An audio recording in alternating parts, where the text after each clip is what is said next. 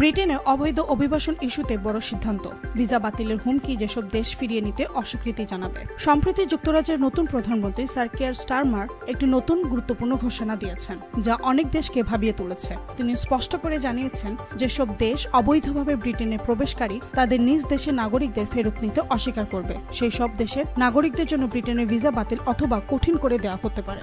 2025 সালে এখন পর্যন্ত ছোট নৌকায় করে চ্যানেল পেরিয়ে যুক্তরাজ্যে আসা অভিবাসীর সংখ্যা আগের বছরের তুলনায় প্রায় 40% বেশি। ছোট নৌকার মাধ্যমে আসা এই বিপুল সংখ্যক মানুষকে থামাতে ব্রিটেনের সরকার দিশেহারা। এতে শুধু সামাজিক ও অর্থনৈতিক চাপই বাড়ছে না, অভ্যন্তরীণ রাজনীতিতেও এর প্রভাব পড়ছে। নাইজেল ফ্যারেজের রিফর্ম ইউকে পার্টির জনপ্রিয়তাও এর কারণে বৃদ্ধি পাচ্ছে, যেটা ক্ষমতাসীন লেবার পার্টির জন্য বড় মাথাব্যথা হয়ে উঠবে।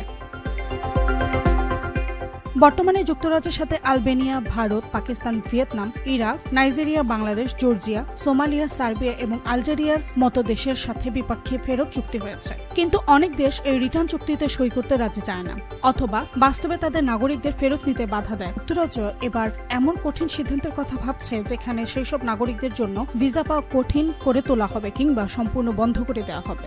ফরাসি প্রেসিডেন্ট ইমানুয়েল ম্যাক্রোর সাথে তার বৈঠকে নতুন উদ্ভাবনী উপায়ে নৌকা প্রবাহ রোধের পরিকল্পনা নিয়ে কথাবার্তা চলছে। যৌথ সম্মেলনে আগামী মাসে অনুষ্ঠিত হতে যাচ্ছে, যেখানে এ বিষয়ে নতুন নীতির ঘোষণা আসতে পারে। তবে এর সিদ্ধান্ত বাস্তবায়ন কতটা সম্ভব হবে তা নিয়ে আন্তর্জাতিক পর্যবেক্ষক মহলে নানা প্রশ্ন উঠেছে, কারণ এই ধরনের পদক্ষেপ কূটনৈতিক সম্পর্কের উপর নেতিবাচক প্রভাব ফেলতে পারে। যুক্তরাজ্যের সরকার তাদের অভিবাসন নীতিতে লেনদেনমূলক কৌশল গ্রহণ করতে যাচ্ছে, অর্থাৎ যেসব দেশ তাদের সহযোগিতা করবে না তাদের নাগরিকদের জন্য সুবিধা কমবে। এই নতুন রূপরেখা বাস্তবে কিভাবে কাজ করে সেটাই এখন দেখার বিষয়।